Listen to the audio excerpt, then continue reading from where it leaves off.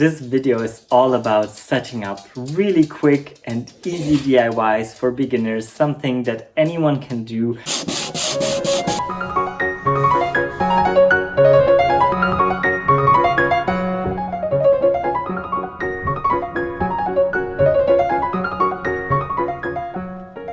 Maybe to just lighten up your home, to cozy it up, to change a bit, and anything that if you wanted to ever do a DIY and you weren't really sure of what to do and how to do things, or maybe you wanted to restore something but you weren't sure, keep on watching because this is the DIY for you.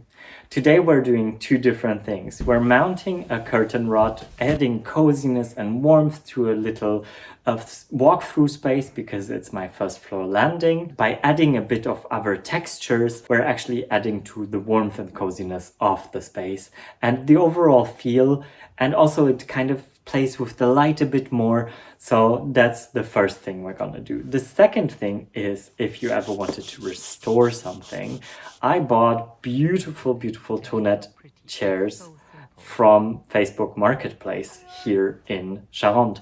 It wasn't very far from Angoulême. I think we picked them up in one of the vlogs. I'll link the vlog somewhere here. So if you want to see how I picked them up. So these chairs were not in a bad state. They just need a few bits of glue. They need a few bits of sanding them down. So I'll talk you through all the steps that you need to take to actually restore furniture in a very simplistic way. And this goes for mostly wooden furniture that's been maybe already from an industrial age, that's been mass produced, but the very first beginnings of mass production, because that's how Thonet started. And Thonet is the oldest European furniture maker. I think their origins are in the 1800s and they're from Germany, and their bistro chairs are all over the world. I mean, I think they have like those swing chairs as well. They are very famous all around. So I was really happy to get some that are, I think, presumably somewhere from in between the 30s to the 50s era. It's really hard to just pinpoint it down if you're not an expert, but the label is the label from that kind of era. So let's dive right in and let's start. So a very simple DIY hack is to add a curtain with a curtain rod where there wasn't any before. It adds a bit of softness and also warmth and it shields you also from the sun in summer.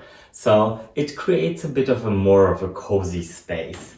And I have this first floor landing, which I have already, I wanted to put a curtain here forever.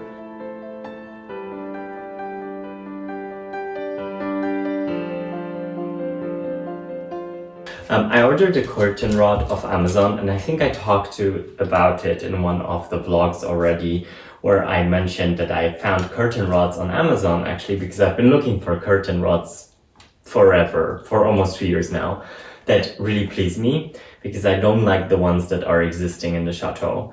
They're very simple IKEA black ones. They just look cheap. It's not that I have a problem with simple. I am all in for simple, but my problem is looking cheap. And so I'm kind of having all my hopes set into this one. And yeah, I'll just unpack it and show it to you guys. So I just unpacked it, and it's the brushed brass optics basically. It isn't brushed brass because it's so light. And the rod itself is also looks really nice. It's a bit more sturdy, it's a bit thicker. And I think it's gonna look really cute with the ends on and this holding it in place. And if it really looks good, we can integrate it in the whole chateau and just have one kind of style. I really liked these. I have to say, I like the shape of them, how they are. I really think they're very cool. So as I'll be getting ready, I want to have everything level. especially in a house where nothing is level. I was really happy when Lasgo reached out to me and they wanted me to try their laser level, and it's one thing that I have been wanting to try actually, and that I wanted to buy at one point, but I just didn't get around to it. So Lasgo was kind enough to gift me their laser level, and we're gonna try it for the first time. I think having a laser level for all these kinds of projects is really, really practical. I wish we had a laser level by the time that we were putting up all the moldings, because it would have just made things so much quicker and easier. It really comes in like, it's the first time I'm unpacking this, so it's been sitting here for a moment. It comes with its own little description. You see, it comes with a remote. There we have the main laser level, and it's a 3D laser level, so it really goes everywhere you need it to go. That's a mount to mount it. Yeah, that makes sense. And then it comes with magnets, so you can also mount it on to something with a magnet, which is quite practical. So I'm just gonna read up on how to use it, and then we'll set it up. So naive how I was, I believed that you could move the laser lines up and down, but you can't. So you have to put it wherever you are. But it actually is not so bad, because you can screw it onto a stative basically. But as you can see, I'm gonna switch the camera, so I'm gonna show you. So I put the laser on my stairs actually, and now I have a clear line up there that I can follow. And that is self-leveled. So it has a self-leveling function, and it charges through USB-C. I'm gonna explain after we have put on the curtains a bit better, and I'm gonna explain the whole thing for you. So in the end, basically what we want to do is just to attach it here. And like this, we follow this line. Just need to see how much space we'll need. Maybe we'll just attach it just right there. I'll see. This might be a bit critical because we don't have as much space on this side as we have on the other side. So just to explain the system. So this is one of the holders, and it has a screw plate. This plate we're gonna screw on, and then we can just screw this onto here after. So it's a very simple system. And what you're going to need is some screws, and screws that fit wherever you are going to screw in. So I know that this is a big piece of wood, so I'm using wood screws that have a bit of a slight kind of different shape, so that they can drill themselves into the hole without pre-drilling holes. And I really like to use these kind of star screws, because I find they don't go bad as quickly as the normal cross screws. And I'm also just using an electric screwdriver to do it. So let's put it up. So we'll need 2 screws per side.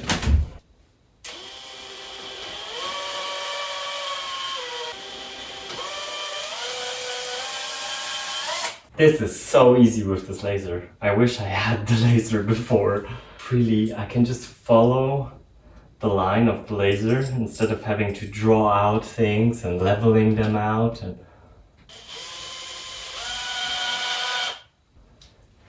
Okay. So the next step will be just screwing them on. And they have tiny little screws, I don't know if you can see them, that fix basically the rod to the things that hold it, and I'm just releasing those screws, because once we're up, it's gonna be harder to release the screws.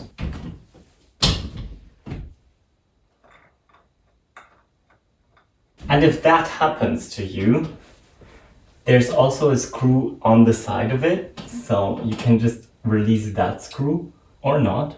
So what we're gonna do is release it before, because it's almost stuck. Now it's more released. That's it. It just really needs a ton. So If you're going to use the same system, and I'm gonna link it down below in the description box from Amazon, then definitely release the screws before. I really like that the system is so adjustable.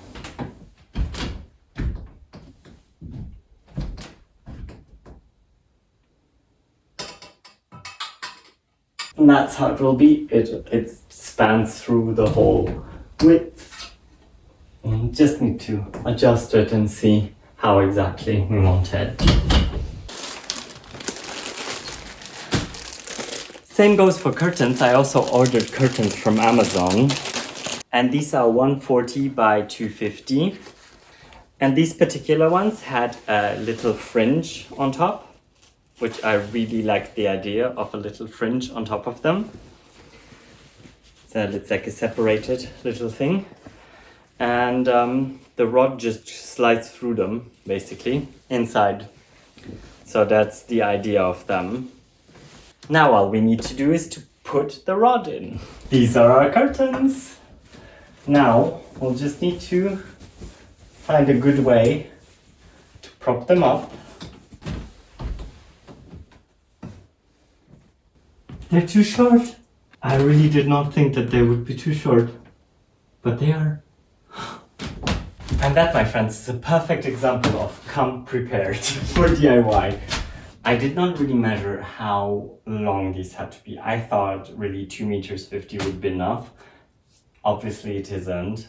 And I think once we put chairs in front, and we'll just put them on the sides like this at one point, we'll have for now the chairs in front. So I will leave them like this because I really find them cute. And I'll try to see if I can find the same kind of style curtains but longer, which can be tricky, to be all honest, because to find long curtains, and that's my problem in the chateau, that I need 3 meters usually of curtain length, and it's gotten very rare to find 3 meters curtains. So yeah, it just is what it is sometimes, but it still looks really pretty. So that's one really quick way to actually make your house look a bit cozy, a little cuter. And as I said, I'm gonna try to find same style but longer. But I do think that this was already the longest length. It's really hard to find beautiful long curtains. Believe me. The only thing that we'll still need is something to hold back the curtains. I'm still looking for that. Also really hard to find beautiful things for that. But yeah, it's a process, and I think already just adding a bit more curtain here is just changing the whole perspective of this landing. So just a few words to the Lasgo laser. It is a 3D laser that will create laser lines in front of you that go all the way around you and also vertically like this. So you actually have a full view of wherever you want to put something. So I find it really practical. Also, if you put it in the middle of the room, it comes with a little attachment that can be attached with magnets, or you can just screw it in the very bottom onto any kind of tripod and have it fixed wherever you need it to be fixed. It is chargeable with a USB-C port, like almost anything these days, which also makes it really practical because even though it comes with a charging cable, you can also just use any kind of other chargers because by now everything is USB-C. It is really small. It comes with its own little box that's also very cute and that stores the remote control, the cable, and the device itself. And I just found it to be of great help right now, just putting up this rod, but also at the same time, I think it's going to be of great help when we start tackling other renovations and also helping out friends like my boyfriend Alexi, who's in the middle of putting up a wall. So actually he was about to buy one and I was like, oh, you know what? I have one now. So I'm just going to lend it to you and you can use it. And like this, it'll be much, much simpler. So Lasgo was kind enough to give me a 10% discount code, which you'll find in the description down below and here on the video. And you'll also find a link to Amazon where you can buy the specific laser.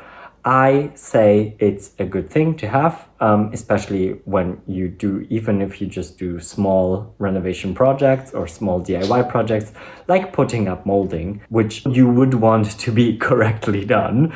So it just saves you a lot of time. You can just project the lines onto the wall and then it's done and you just follow the lines. No drawing on, finding a way with a balance if it's right or not. And it's just so much more simple now. So thank you again, Lasgu, for gifting me one of your laser levels. I am eternally grateful for that. And you'll find the link in the description below. As I said, let's move on with the video. Another really easy DIY is basically getting old furniture and restoring it and getting furniture that isn't too damaged. Like these chairs. These are Thonet chairs. Thonet is a really old German furniture brand, and it's the oldest, I think, furniture brand in Europe. And they've been very, very famous as bistro chairs. There's a lot of different ones. These have still the original sticker on them.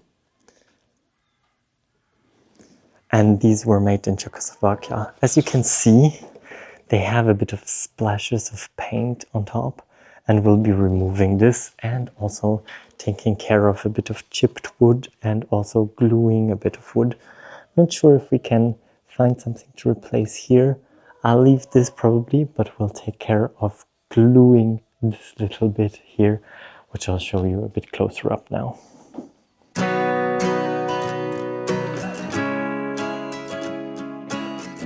What you will need for this is a clamp or multiple clamps depending on how many pieces you're gluing, something to wipe off the excess glue, and a glue. This is like a quick fix glue that also dries in 2 hours. I usually try to lift off this bit up as much as I can without really getting without really destroying it, because it's just a thin layer on top.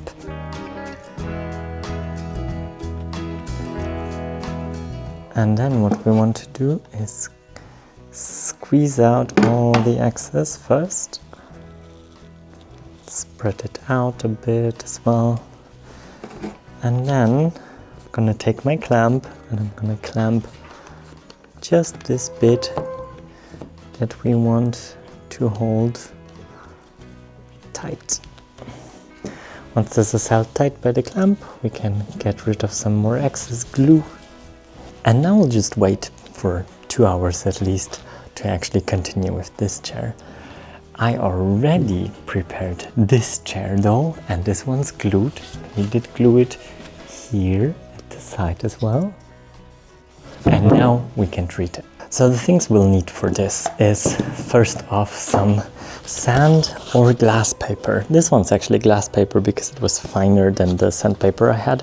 I'd recommend using just a 220 or 240 grid. This is a 240 glass paper grid. A damp cloth, but really just damp, not wet. A cloth for actually using to apply wood oil after, or wood wax. I'm using a Liberon wax, which is not colored, because I'd like to retain the same kind of color, because I like the colorway of the chairs. And we're just gonna lightly sand over the areas of the seat and the back, and maybe just the legs a bit. But really we don't want to overdo it, because it's really just a thin layer of wood, so we really need to be careful.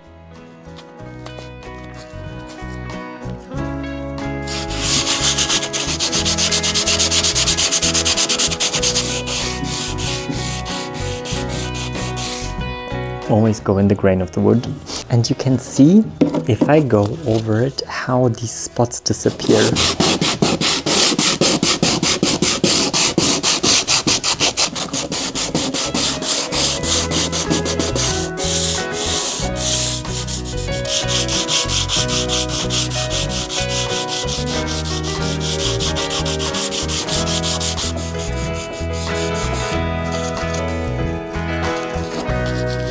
And after you've sanded everything a bit down, then you take your damp cloth and we'll just wipe off the excess.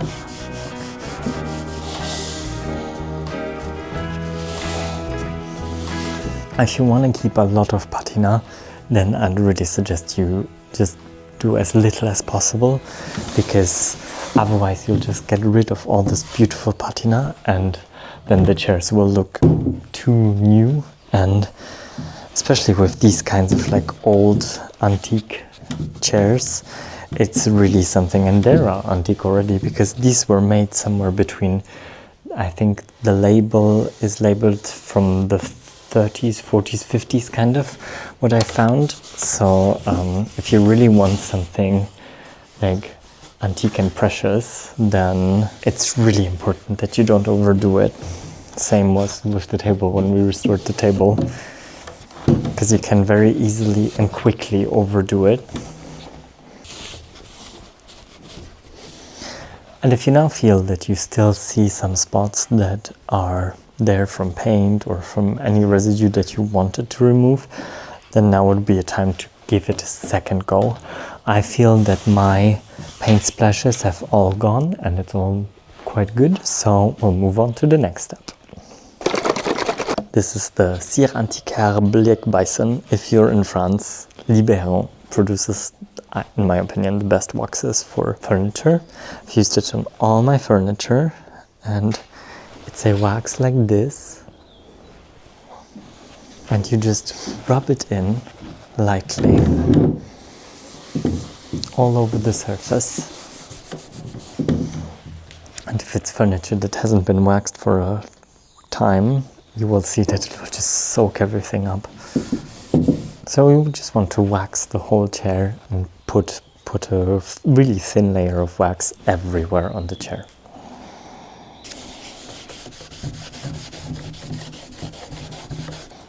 You'll probably notice a big change in coloration and in, I love the smell of it. And generally the chair will look so much different. So I usually also wax the bottom because it just is good for the wood. It's good, it's nurturing, and like this it's waxed from all the sides and it's protected. The wax also protects the wood from moisture getting in, seals it off. So now that we've waxed it all, comes the last bit, and we take a brush, a special brush to put the wax in. And actually I learned this from Alexi, because Alexi's dad was an antiques dealer who dealt with chairs, and mostly tables actually, but also chairs. And he showed me how to do it, and that you really need to brush it in and really need to almost beat the surface. Like this, you're getting all the wax really inside the wood, where you want it to be and where you want it to protect it. And here we have it, our done chair. And you can see how it reflects the light so much more now. It looks much, much shinier. That's because of this beating technique. And now we just let it dry inside the house, and then we can use it. And now we'll just let it dry. It's a really, really easy way to upcycle or kind of refurbish old furniture without changing it too much, without painting it, because sometimes you just want to retain this beautiful wooden look, but you just want to refurbish it a bit. So that is one of the most perfect ways to do it. Now I think the kids wanted to present you the chairs, how they are. I added those see-through chairs that were costume chairs. My bad, not costume, but they were part of a stage design, and I have no other way to store them right now and to keep them safe. They're plastic, but I think they add a bit of a like quirky kind of touch to it. I really don't mind them down here, and eventually if I find another pair of 4 or 2, I will definitely buy more of the Thonet bistro chairs. So paired together with the table, it's just a match made in heaven for me personally. I really like the simplicity. I really like that it's a bit more modern, but it isn't antique-y. It doesn't feel like, you know, fake, because I really didn't want something that looks like a fake Louis chair or things like this, because I find it's just like, it's weird. It's odd. Why would you do it? And also, like, if I would live in a Renaissance chateau, maybe. But in a very rustic kind of environment like here, it would be play pretend as well. So it doesn't really feel... Why would I want revolutionary kind of things, you know? Pre-revolution. No, just joking. But yeah, it almost feels... It feels very fake to me to put something like this into a space like here. So I find just the addition of this very simple chairs with this beautiful, beautiful old table with something that is truly old, which has a history. It's such an easy way to transform your space. So you guys, I hope you enjoyed this, and I hope that you learned a bit, and I hope that it was good for you and now you're ready to tackle your very own projects. So write down in the comments down below what kind of projects you might want to tackle, or which kind of projects you're tackling at the very moment. And let's get talking, let's exchange ideas, let's just keep this community growing with information, with valuable insights into life and everything that is surrounding life, basically. All that is left to say for this video is à bientôt et au revoir. Bisous from the southwest of France, and I will see you in the next one. Bisous and bye!